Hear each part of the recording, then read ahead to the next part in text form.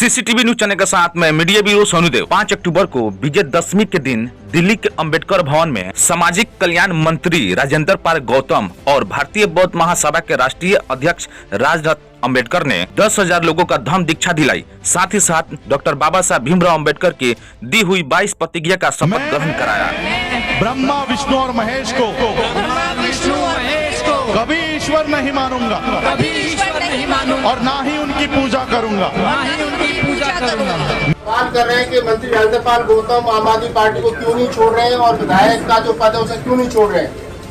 देखिए, मुझे विधायक जनता ने चुना है और जिस जनता ने 5 साल के लिए विधायक चुना है, मैं उनके साथ धोखा नहीं कर सकता। रही बात समाज की लड़ाई की, वो हम पहले से लड़ता है, अब तो और ज्यादा तेजी से लड़ूंगा, पूरे देश में जाकर लड़ूंगा। जिस जनता ने लेकिन मुझे वोट दिया है, उनको बीच में उनको क्या छोड़ दूं? आपको पता है, मेरी विधानसभा में चुनाव के अंतिम दिन देश के गृह मंत्री अमित शाह जी ने पूरा दिन लगाया। उसके बावजूद मुझे पिछली बार से भी 8,000 ज्यादा वोट, 56,108 वोटों से जिस जनता ने जिताया, मुझे लगता है कि मेरा ये फर्ज है एक कट्टर अम्बेडकरवादी होने के नाते, मैं अपने क्षेत्र की जनता से धोखा नहीं कर सकता। इसलिए मैं एमएलए की पोस्ट से रिजाइन क्यों करूं? नहीं, पार्टी से इस्तीफा देंगे तो एमएलए बरकरार रहेगा ना, आप गिफ्ट तो जाए नहीं हुआ। अभी आप इंतजार कीजिए, समाज की लड़ाई को लड़ना बहुत महत्वपूर्ण है और समाज जिस स्थिति में खड़ा है उस स्थिति में मुझे लगता है ऐसे लोगों को तैयार पूरे देश में जाके करना जरूरी है और हम पूरे देश में जाके अपने लोगों को तैयार करेंगे। 5,000 वकील हम आने वाले दो महीने के अंदर पूरे देश में तैयार करेंगे।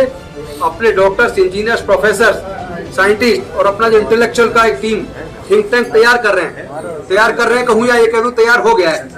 बहुत जल्दी समाज की लड़ाई को सही दिशा में, क्योंकि लड़ाई भावनाओं से नहीं लड़ी जा सकती। लड़ाई ये बेसिकली 2 चीजों के बीच है, किसी एक पार्टी के बीच की लड़ाई नहीं है। ये लड़ाई मनुवाद और अम्बेडकरवाद के बीच है। इसको अगर आप पार्टी में बांट के देखेंगे तो आपको पता लगेगा हर जगह एक ही विचारधारा के लोग हैं। ये लड़ाई बेसिकली अम्बेडकरवाद और मनुवाद के बीच है और इस लड़ाई में अम्बेडकरवाद की लड़ाई को बेहद मजबूती से लड़ना जरूरी है। उसके लिए अपने जैसे लोग पूरे देश में तैयार करने। इसको हम राजनीतिक दृष्टि में जाएंगे तो हमारा समाज की लड़ाई पीछे छूट जाएगी, क्योंकि जब हम राजनीति के चक्कर में गए तब हमारी समाज की ताकत कमजोर हुई है।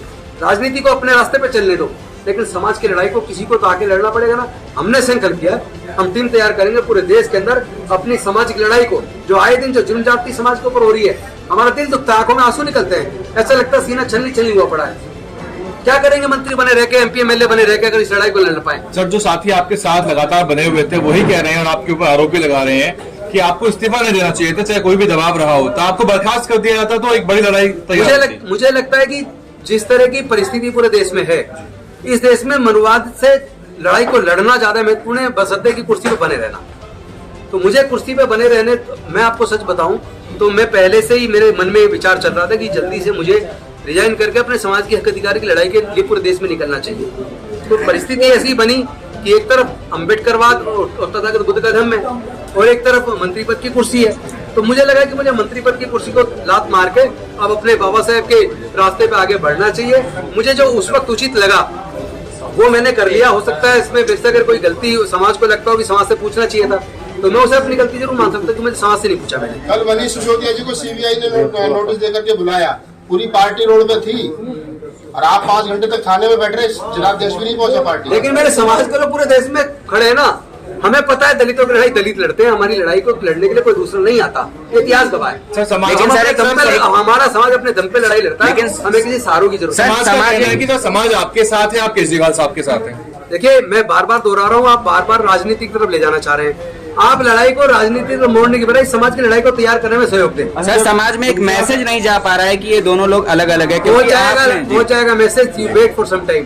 सर, जो 11 विधायक है दिल्ली में और भी ऐसी कैटेगरी से आते हैं, क्या वो आपका साथ दे रहे हैं? मैं पहले कह रहा हूँ कि अम्बेडकरवादी सबसे ताकतवर व्यक्ति होता है, हर कोई अम्बेडकरवादी बन नहीं सकता। हर किसी के अंदर उतनी ताकत नहीं होती कि अम्बेडकरवादी बन जाए।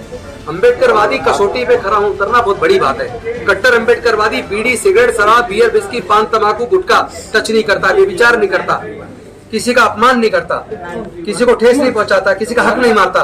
तो इतना तप कर, बड़े तप में तपना पड़ता, तब कोई अम्बेडकरवादी बनता है। जिस विचारधारा के खिलाफ आप लड़ रहे हैं, इसका पोषक कौन है? पोषक कौन है? पूरे देश की सारी सरकार है उसका पोषक है, सारा सिस्टम उसका पोषक है। हमें तो कोर्ट के जजमेंट्स के अंदर न्याय नजर नहीं आता आजकल। तो किस एक का नाम लूं? सारी सरकारें केजरीवाल भी बदल रही थी। मैं जो कह रहा हूँ, मेरे से आप एक नाम दिलवाना किस लिए चाह रहे हो? जब मैं कह रहा हूँ पूरे देश के अंदर हमें न्याय नजर नहीं आता, उस व्यवस्था को मजबूत करने वाले लोग ज्यादा दिखते हैं और इस न्याय की लड़ाई को लड़ने वाले कम दिखते हैं।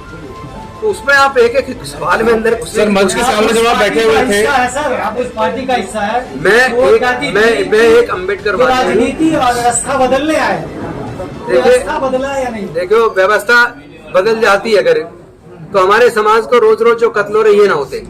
अभी व्यवस्था बदली नहीं है और व्यवस्था को तो हम ही बदलेंगे। अब पार्टी क्यों नहीं आपके साथ, क्या कारण है? आपके साथ तो खड़े हो सकते हैं गुजरात का सर। चुनाव, गुजरात का चुनाव, गुजरात का चुनाव है, छोड़िए राजनीति सर बाबा साहब की बात करिए। सर बाबा कहते थे कि बाबा साहब गुजरात के अंदर दलित लोग नहीं रहते। क्या वो दलित वोट? नहीं, मैं समझ रहा हूँ, आप बात को समझिए। राजनीति हमेशा ध्यान रखिए, कभी भी इमोशन से नहीं लड़ी जाती। राजनीति बुद्धि से चली जाती है और बुद्धि वाले लोग ही जीतते हैं। आप उसमें हमारे लोग ज्यादा तक नुकसान इसलिए उठाते हैं, वो हमारे लोग भावुक ज्यादा होते हैं। लड़ाई भावनाओं से नहीं लड़ी जाती, बुद्धि और विवेक से लड़ी जाती है। आप अगर सच्चे बुद्धि के अनुयायी बाबा साहब को मानने वाले हैं तो अपनी लड़ाई को बुद्धि और विवेक से लड़ो, भावनाओं में ज्यादा मत बाबा लड़ो। साहब को तो अरविंद केजरीवाल भी मानते हैं। जो समाज हम पर हावी है आज के समय में भी, क्या उसका हमारे द्वारा उसकी ताकत बढ़ाना जरूरी एट प्रेजेंट टाइम?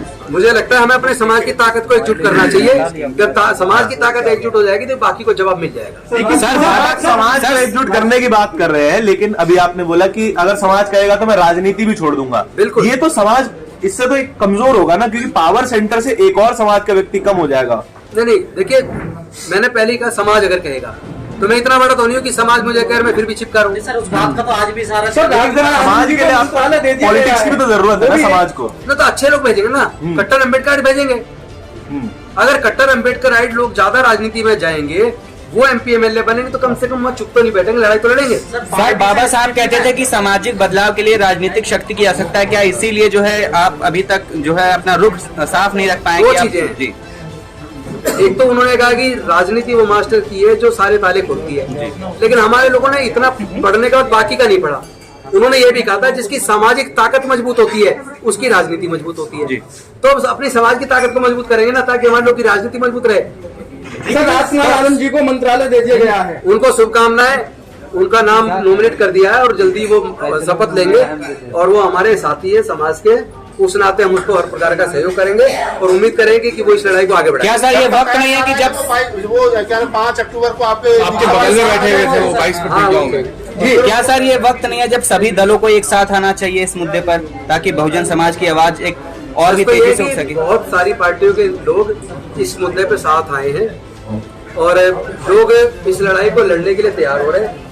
मैं फिर से दोहरा रहा हूँ, आप सामाजिक शक्ति को मजबूत करने में सहयोग करें, इसको बार बार राजनीतिक सवाल पूछ के सामाजिक लड़ाई को कमजोर ना करें।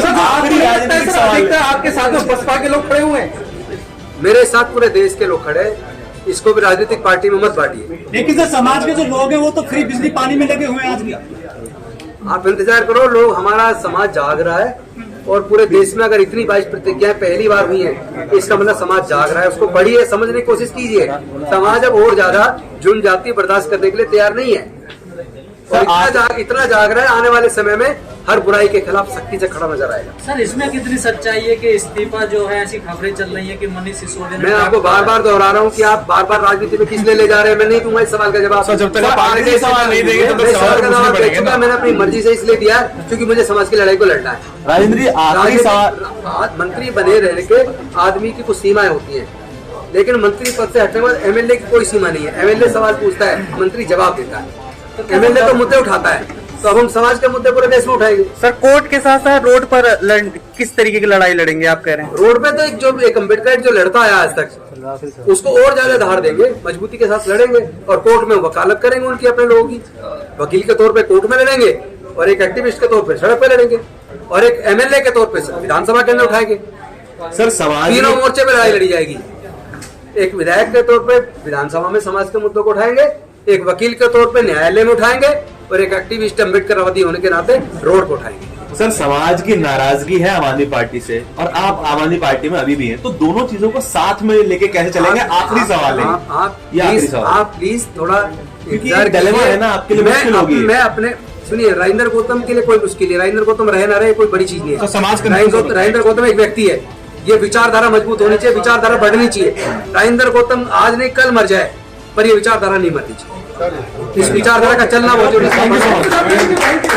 चुनाव आएंगे, लेकिन केजरीवाल साहब को जरा सा भी फर्क नहीं पड़ रहा है। वो अम्बेडकरवाद के मुद्दे पे चुप रहे, बिल्किस बानो के मुद्दे पे जब सवाल पूछ रहे सिसोदिया से वो चुप है। तो क्या दिक्कत है उनको कि दलित और मुस्लिम जो वोट है उसकी चिंता कतई नहीं है उनको?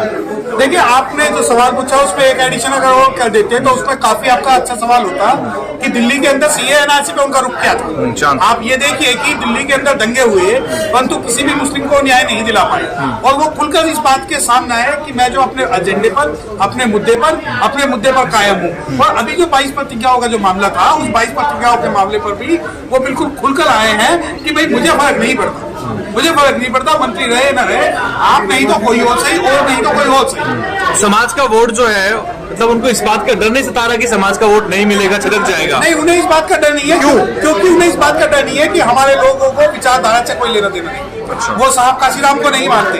साहब काशीराम ने जब कहा था कि जाकर लिख दो इन दीवारों पर कि हम इस देश के हुक्मरान हैं, तो उन्हें नहीं फर्क पड़ता इस बात से, क्योंकि उन्हें फ्री और बिजली पानी चाहिए। अब मैं आपको बताना चाहता हूँ कि ये केवल मैं आपके माध्यम से एक बात कहना चाहता हूँ कि 2024 में इलेक्शन है, और इलेक्शन से कुछ दिन पहले वो एससी कमीशन बना देंगे और ये कहेंगे कि आपके समाज की अगर कोई लड़ाई लड़ रहा है तो वो मैं लड़ रहा हूँ। जैसे कि वो बाबा साहब का फोटो लगा के बोलते हैं कि अगर इस भारत के अंदर कोई रियल वेरीफाइड है तो वो है आम आदमी पार्टी और मंत्री राजेंद्र पाल गौतम कुछ मुद्दों पे काम नहीं कर पाए। अनुसूचित जाति आयोग है, बहुत सारे ऐसे इश्यूज इस पे वो काम नहीं कर पाए। नए मंत्री से क्या उम्मीद लग रही है आपको? देखिए, जब राजेंद्र पाल गौतम मंत्री नहीं कर पाए, उससे पहले जो है संदीप नहीं कर पाए, उससे पहले राकेश बिड़लान नहीं कर पाई, तो इनसे हम आगे भविष्य में क्या उम्मीद रखते हैं? देखिए, जो पार्टी की पॉलिसी है, पार्टी का जो एजेंडा है एंटी शेड्यूल कास्ट है, पार्टी का जो एजेंडा है एंटी शेड्यूल कास्ट पीपल है, और पार्टी के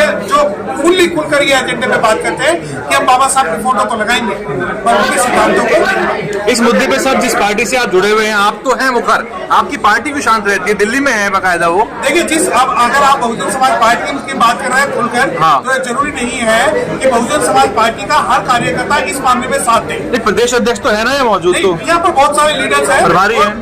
मैं भी इस वजह से इस लड़ाई को लड़ रहा हूँ, क्योंकि बाबा साहब डॉक्टर भीमराव अम्बेडकर साहब की जब भी बात होगी तो सबसे पहले बहुजन समाज पार्टी जो है